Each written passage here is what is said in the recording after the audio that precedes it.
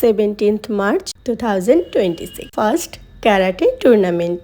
এটা শুধুমাত্র একটা সাধারণ দিন নয়, আজকের দিনটা ছিল আমার আর রিকের জীবনে অত্যন্ত গুরুত্বপূর্ণ একটা দিন। আর সেটা কিভাবে, তো চলো ছোট্ট ছোট্ট কিছু মুহূর্ত মিলিয়ে একটা ছোট্ট করে ব্লগ তোমাদের জন্য তৈরি করেছি। চলো আজ তাহলে সেটা নিয়েই গল্পটা একটু তুলে ধরি। নমস্কার বন্ধুরা, আমি রিয়া। তোমরা সকলে কেমন আছো? আশা করি খুব ভালো আছো। কলকাতা দমদম ক্যান্টনমেন্ট স্টেশন থেকে আমাদের যাত্রাটা শুরু হয়েছে। আর হ্যাঁ, এটা ছিল রেইনির ফার্স্ট টুর্নামেন্ট। তো এটার জন্য আমরা অত্যন্ত এক্সাইটেড ছিলাম। আর এই টুর্নামেন্টটা ছিল রেইনির সোদপুরে। তো সে কারণে আমরা দমদম স্টেশন থেকে সোজা চলে গিয়েছিলাম সোদপুর স্টেশনে, এবং সোদপুর স্টেশন থেকে নেমেই পায়ে হাঁটা পথেই আমাদের গন্তব্যস্থল।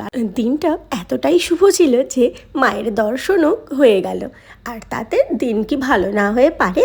আর এভাবেই আমরা হাঁটা পথেই আমাদের গন্তব্যস্থলে পৌঁছে গিয়েছিলাম। রেইনির রিপোর্টিং টাইম ছিল সকাল 8টা, আর আমরা সকাল সকাল পৌঁছতে পারবো কিনা সেই চিন্তায় আমরা না কেন জানি সারাটা রাত ঘুমোতেই পারলাম না। তাই সকাল সকাল রেইনির সমস্ত জিনিসপত্র গুছিয়ে নিয়ে ওর টিফিন, কেননা ওকে সারাটা দিন থাকতে হবে, তো সে কারণে আমি যখনই বাড়ির থেকে বেরোই আমি কিন্তু ওর সমস্ত কিছু একসঙ্গে করে গুছিয়ে নিয়েই বেরোই, কারণ ওকে বাইরের খাবার আমি খুব একটা দিয়ে থাকি না। আর এভাবেই আমরা সকাল সকাল চলে এসেছি। এবার আসার পর ওকে এখানে এসে তৈরি করে দিয়েছিলাম। তো ও কিন্তু এসে খুব আনন্দ করেছে। আমি সবটা তুলে ধরতে পারিনি, তবুও যেটুকু তোমাদের সঙ্গে তুলে ধরেছি তোমরা দেখবে ও না সারাটা ক্ষণ শুধু ছুটোছুটি করেছে। আর এভাবেই ওর একটা কম্পিটিশন, কাতার কম্পিটিশনটা কমপ্লিট হওয়ার পর তারপর ওকে এখানে যখন প্রাইজ দেওয়া হচ্ছিল, ও সব থেকে প্রথমে, এটা ছিল আমার জীবনের সব থেকে প্রাউড মোমেন্ট, কারণ তখন ও ওই ট্রফিটা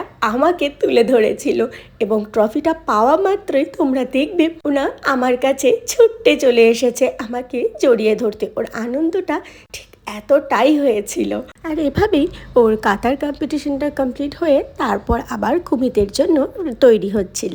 আর তার মাঝখানে ওকে নিয়ে সকলেই এতটা মাতামাতি করছিল, এবং সকলেরা যে পাচ্ছিল যেভাবে পারছিল ওকে চটকে যাচ্ছিল। আর এতক্ষণে গিয়ে আমাদের চিন্তার যেন অবসান হয়েছে। একটা দীর্ঘ নিঃশ্বাস ফেলে আমরা ভাবলাম যে না, চল, যা হয়েছে সবকিছু ভালো হয়েছে। কারণ আমি আর রিক এতটাই চিন্তা করছিলাম যে প্রথম টুর্নামেন্ট ও কি করবে না করবে। আমাদের সেন্সি আমাকে বলেছিলেন যে কোনো চিন্তার কারণ নেই, ও যা করবে, যেটুকু করবে সেটুকুই হবে, কারণ এটা আমাদের উদ্দেশ্য ছিল যে শুধুমাত্র ওকে খেলানো, কারণ এতে ওর কনফিডেন্স লেভেলটা অনেকটা পরিমাণে বেড়ে যাবে। সেই কারণেই আমরা ওকে খেলাতে এনেছিলাম। আর এভাবেই ওর কুমিতের কম্পিটিশনটাও শুরু হয়ে গেছিলো।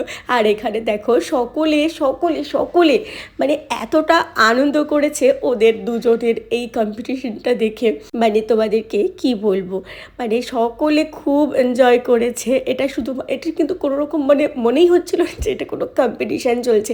ওরা নিজের মতন মারামারি করে যাচ্ছে, নিজের মতন করে খেলছে। আর এভাবেই দুটো খেলাতে ও পরপর সেকেন্ড এবং থার্ড হয়েছে, কিন্তু এতটাই দুষ্টু যে ও সেকেন্ড এবং থার্ডে দাঁড়াবে না। ও বলছে আমি ফার্স্টেই দাঁড়াবো, আমার একটু ভুল হয়েছে তাই আমি ফার্স্ট হতে পারিনি, তবে আমি নেক্সট টাইমে আরো ভালো করে করব। আর এভাবেই একটা সাধারণ দিন অসাধারণ দিনে পরিণত হয়েছে। আর এভাবেই একটি ছোট্ট উপহারের মধ্যে দিয়ে রেনির আনন্দটাকে আর একটু বাড়িয়ে দিয়ে আজকের গল্পটি এখানেই শেষ করছি। টাটা।